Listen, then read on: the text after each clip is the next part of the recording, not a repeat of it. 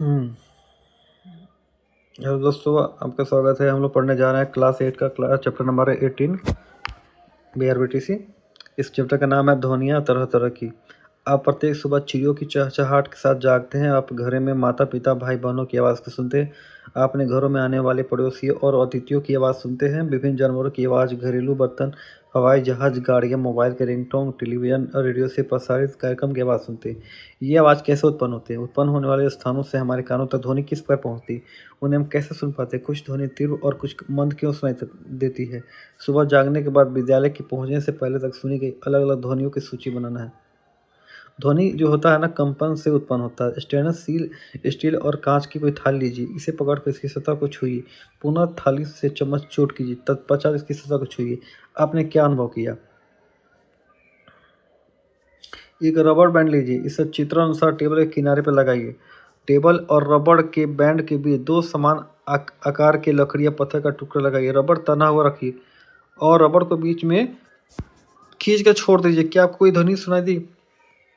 क्या रबड़ का बैंड कंपन करता है? आप जानते हैं किसी वस्तु की अपनी माध्य स्थिति यानी बीच वाली स्थिति के आगे पीछे बाएं दाएं होने वाली गति को कंपन कहते हैं।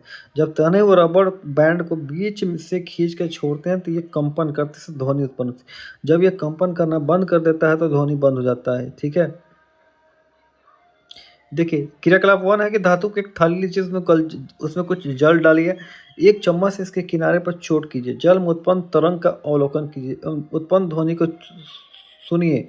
पुनः चोट कीजिए, जल की सतह को देखिए। अब थाली को पकड़िए, जल की सतह पर उत्पन्न तरंग के परिवर्तन का अवलोकन कीजिए। अब उत्पन्न ध्वनि को ध्यान से सुनकर परिवर्तन नोट कीजिए। ठीक है।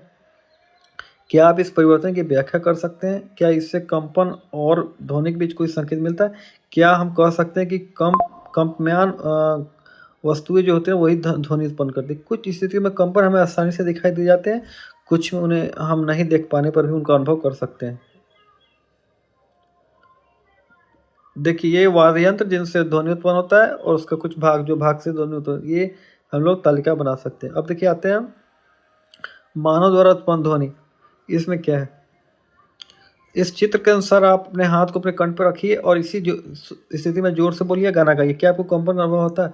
मानव द्वारा ध्वनि कंठ से उत्पन्न होता है। सांस लेने के ऊपरी सिरे पे दो वाक तंतु होते हैं जो इस प्रकार तने होते हैं कि उनके बीच में वायु के निकलने के लिए एक संकीर्ण झिर्री बनी होती है। जब फेफड़े द्वारा वायु को बलपूर्वक झिर्री से बाहर निकलता है तब दोनों वाक तंतु कंपित होते हैं और ध्वनि उत्पन्न होती है। वाक तंतु ऐसी संरचना होती है जैसे सितार के दो तार तने होते हैं। वाक तंतुओं से जुड़ी मांसपेशियां तंतुओं को तान सकती है, ढीला कर सकती है। अलग अलग लोगों के वाक तंतु अलग अलग आकार, मोटाई और तनाव के होते हैं, जिसके कारण बच्चा, महिला और पुरुष की आवाज़ें भिन्न होता है। जब वाक तंतु तने हुए पतले होते हैं ना तो उससे उत्पन्न ध्वनि उस ध्वनि से उत्पन्न भिन्न होती है। जब वाक तंतु ढीले और मोटे होते हैं तब आपको सर्दी या जुकाम हो जाता है। तो आपकी आवाज़ पर क्या प्रभाव पड़ता है? ठीक है। ध्वनि संचरण के लिए माध्यम की आवश्यकता होती है। देखिए, बिना माध्यम तो कोई ध्वनि का पहुंचता ही नहीं है। इसमें है कि जब आप किसी कार्य है तो किसी कुछ दूर पर अपनी माँ को पुकारते तो आपकी माँ आपकी आवाज़ को सुन लेती है, लेकिन उसके कानों तक आपकी ध्वनि कैसे गई? इसके लिए क्रियाकलाप दिया हुआ है। देख लिए पीछे में कैसे दिया हुआ है कि ये बच्चों ने किस तरह यूज किया है माध्यम। देख रहे हैं? हमने देखा ध्वनि जो है ना धातु या लकड़ी में चल सकती है। आप खिलौना टेलीफोन बनाकर पता कर सकते हैं। ध्वनि डोरियों में भी चल सकती है। ध्वनि किसी ठोस में भी संचरण कर सकती है। ठीक है। इसमें दिया कि एक बाल्टी लेना है, उससे स्वच्छ जल भरना है। उसमें एक हाथ में एक छोटी घंटी लेकर इस घंटी को जल में इस तरह हिलाना है कि घंटी बाल्टी की दीवारों को न छुए। अब कान को जल की सतह पर ध्यानपूर्वक रखिए और ध्यान दीजिए जल आपके कानों में प्रवेश न करे। क्या आप घंटी की आवाज़ सुन पाते हैं? कि अन्य द्रव में भी ध्वनि का संचरण हो सकता है? क्या ध्वनि संचरण के लिए हवा भी एक माध्यम का कार्य करती है?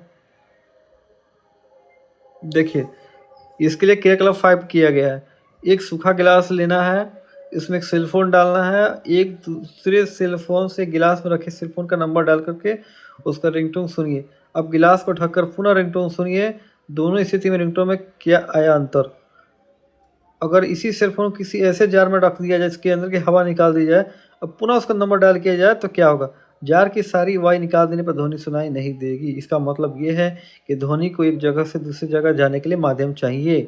तो मानव कान, ध्वनि को हम ज्ञानेंद्रियों द्वारा सुनते हैं, उसे कान कहते हैं, जिससे मुख्यतः 3 भाग होता है: बाहरी भाग, मध्य भाग, आंतरिक भाग।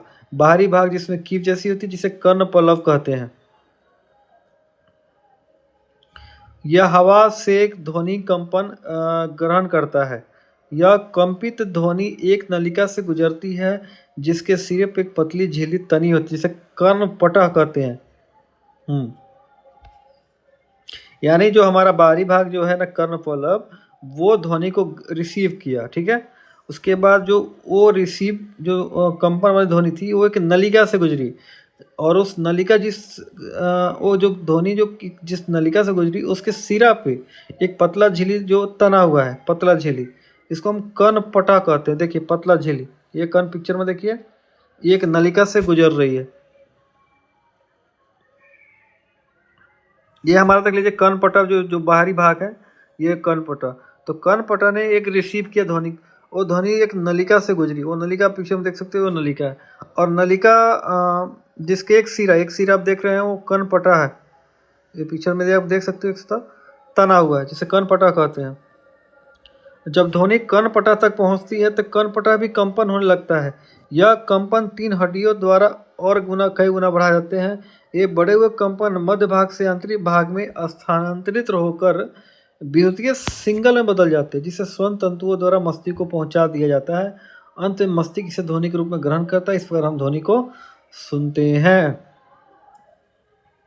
देखें अब कंपन का आयाम, आवर्तकाल और आवृत्ति। आप जानते हैं किसी वस्तु का माध्य स्थिति से बार बार से दाएं और बाएं गति करना दोलन कहलाता है। कंपन भी दोलन ही है। प्रति सेकंड होने वाले दोलनों की संख्या को दोलन की आवृत्ति कहते हैं। आवृत्ति को हर्ट्ज में मापा जाता है, जिसका संकेत Hz है। 1 Hz आवृत्ति 1 दोलन प्रति सेकंड के बराबर होती है।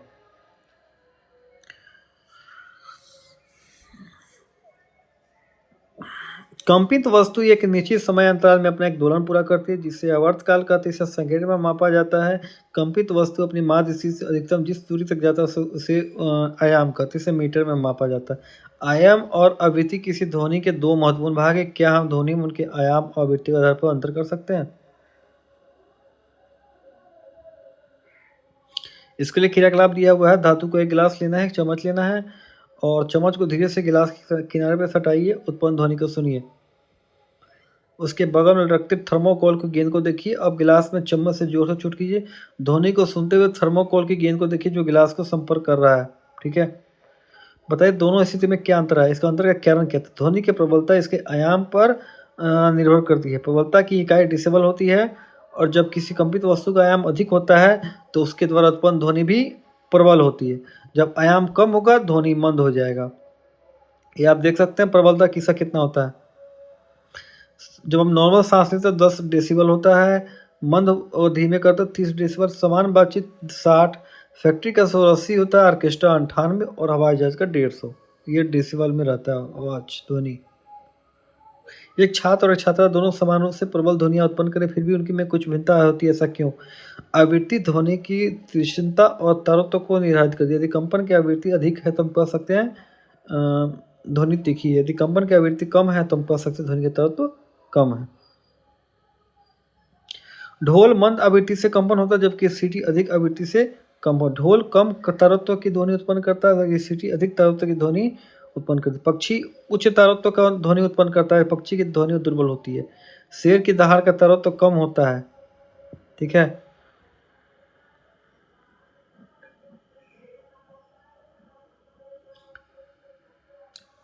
क्या आप बता सकते हैं कि एक छात्र की आवाज किसी छात्र की अपेक्षा अधिक आवृत्ति की होती है? क्यों एक छात्र की आवाज? देखिए श्रव्य और अश्रव्य ध्वनियों के बारे में क्या लिखा हुआ है। 20 कंपन प्रति सेकंड से कम आवृत्ति की ध्वनियाँ और 20,000 कंपन प्रति सेकंड से अधिक आवृत्ति की ध्वनियाँ मानव नहीं सुन सकता। ये अश्रव्य ध्वनियाँ होती। मानव कान के लिए श्रव्य ध्वनियाँ का प्रयास लगभग 20 Hz से 20,000 Hz तक, जिसे श्रव्य ध्वनियाँ कहते हैं। ठीक है,